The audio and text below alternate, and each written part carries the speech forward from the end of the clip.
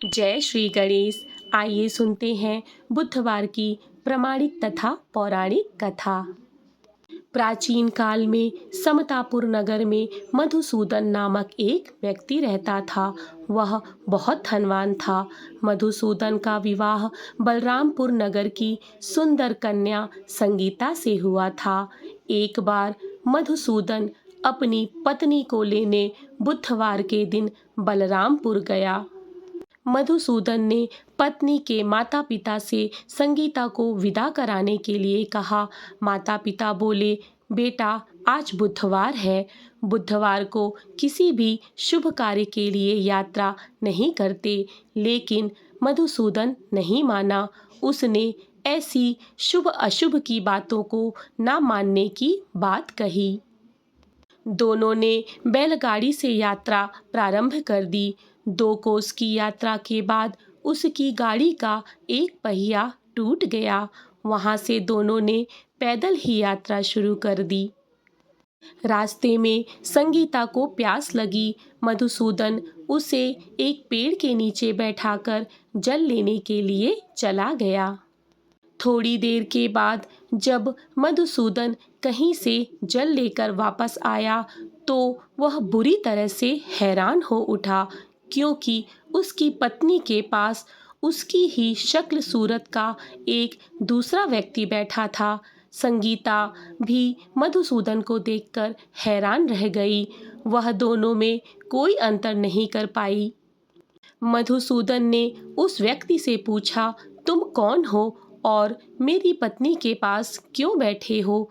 मधुसूदन की बात सुनकर उस व्यक्ति ने कहा, अरे भाई, यह मेरी पत्नी संगीता है। मैं अपनी पत्नी को ससुराल से विदा करा कर लाया हूँ। लेकिन तुम कौन हो जो मुझसे ऐसा प्रश्न कर रहे हो? मधुसूदन ने कहा, तुम जरूर कोई चोर या ठग हो। यह मेरी पत्नी संगीता है। मैं इसे पेड़ के नीचे बैठाकर जल लेने गया था।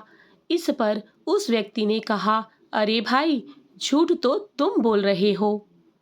संगीता को प्यास लगने पर जल लेने के लिए तो मैं गया था। मैंने तो जल लाकर अपनी पत्नी को पिला भी दिया। अब तुम चुपचाप यहाँ से चलते बनो, नहीं तो किसी सिपाही को बुलाकर तुम्हें पकड़वा दूंगा। दोनों एक दूसरे से लड़ने लगे। उन्हें लड़ते देखकर बहुत से लोग वहां एकत्रित हो गए। नगर के कुछ सिपाही भी वहां आ गए। सिपाही उन दोनों को पकड़कर राजा के पास ले गए।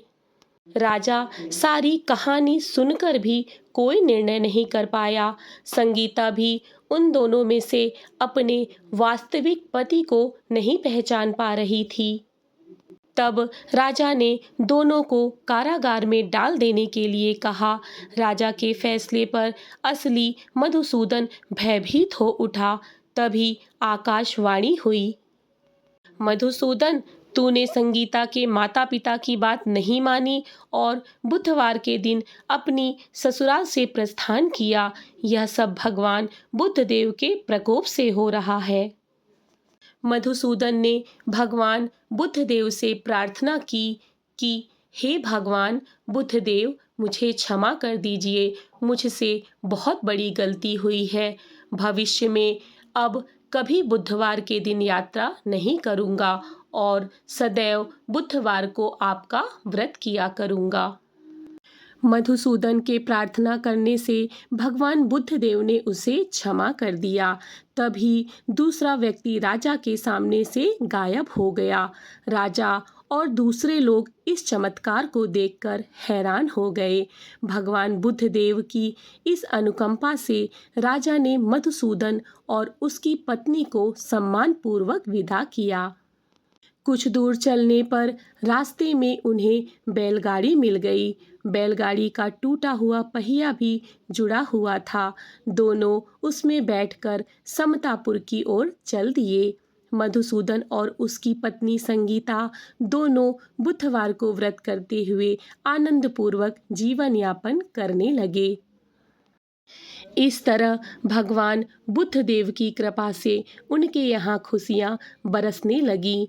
इस तरह जो स्त्री पुरुष विधिवत बुधवार का व्रत करके व्रत कथा सुनते हैं, भगवान बुद्ध देव उनके सभी कष्टों को दूर करते हैं।